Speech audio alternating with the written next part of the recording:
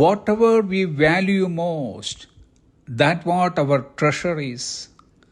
നാം ഏറ്റവും വിലമതിക്കുന്നത് എന്താണോ അതാണ് നമ്മുടെ നിക്ഷേപം. അവിടെയാണ് നമ്മുടെ ശ്രദ്ധയും ഇഷ്ടവും ഭക്തിയും കേന്ദ്രീകരിക്കപ്പെടുന്നത്. ജീവിതത്തിൽ ഏറ്റവും പ്രധാനപ്പെട്ടതായി നാം കരുതുന്നതിനെയാണ് നമ്മുടെ ഹൃദയം പിന്തുടരുന്നതും. തിരുവചനം പറയുന്നു, മത്തായിയുടെ സുവിശേഷം 6-ാം അധ്യായം 21-ാമത്തെ വാക്യം, നിന്റെ നിക്ഷേപമുള്ളയിടത്ത് നിന്റെ ഹൃദയവും ഇരിക്കും. നാം ധനത്തെയാണ് വിലമതിക്കുന്നതെങ്കിൽ നമ്മുടെ ഹൃദയം സമ്പത്തിൽ പൊതിഞ്ഞിരിക്കും. നാം പദവിയെയാണ് വിലമതിക്കുന്നതെങ്കിൽ നമ്മുടെ ഹൃദയം അംഗീകാരത്തിൻ്റെ പിറകെ പോകും. നാം സ്ഥാനങ്ങളെയാണ് വിലമതിക്കുന്നതെങ്കിൽ നമ്മുടെ ഹൃദയം കസേരകളിൽ കയറിക്കൂടുവാൻ വെമ്പലുണ്ടാക്കിക്കൊണ്ടിരിക്കും. ക്രിസ്തുവിൻ്റെ വിലയേറിയ രക്തത്താൽ വീണ്ടെടുക്കപ്പെട്ട ദൈവമക്കൾ എന്ന നിലയ്ക്ക് നാം നമ്മുടെ വീണ്ടെടുപ്പുകാരനാം യേശു കർത്താവിനെയാണ് വിലമതിക്കുന്നതെങ്കിൽ നമ്മുടെ ഹൃദയം ക്രിസ്തുവിൻ്റെ ഹൃദയവുമായി പറ്റിയിരിക്കും. ശിഷ്യന്മാരിൽ വെച്ച് യേശു സ്നേഹിച്ച ഒരുത്തൻ എന്ന് തന്നെ വിശേഷിപ്പിച്ച യോഹന്നാൻ തൻ്റെ ജീവിതത്തിൽ ഏറ്റവും വിലമതിച്ചത് യേശുവിനെ തന്നെയായിരുന്നു.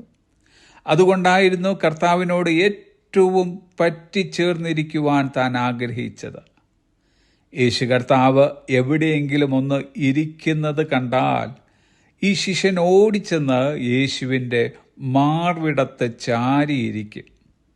ഇതിനെയാണ് ഇൻറ്റിമസി അഥവാ അടുപ്പം, സൗഹൃദം, അടുത്ത സ്നേഹബന്ധം എന്നൊക്കെ പറയുന്നത്. ശിഷ്യന്മാർ എല്ലാവരും തന്നെ യേശുവുമായി ശാരീരികമായി അടുപ്പത്തിലായിരുന്നു.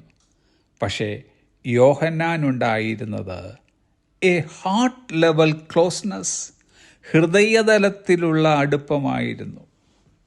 യോഹന്നാൻ യേശുവിനെ പിന്തുടരുക മാത്രമല്ല ചെയ്തത്, അവൻ കർത്താവിനെ ആഴമായും വ്യക്തിപരമായും സ്നേഹിച്ചിരുന്നു.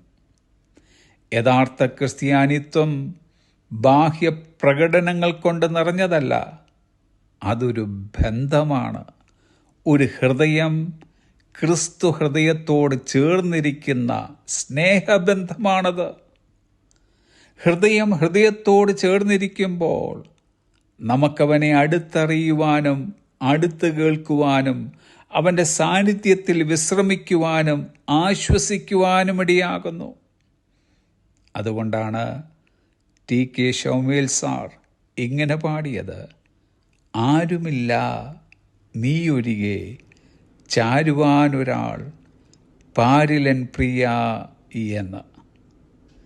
യേശു എന്ന നിക്ഷേപത്തിലിരിക്കുവാൻ ആരൊക്കെ ഹൃദയം കൊണ്ടുവരുന്നുവോ അവർക്കൊക്കെയും അവൻ്റെ മാർവിടത്തിൽ ചാരുവാൻ ഇടമുണ്ട്.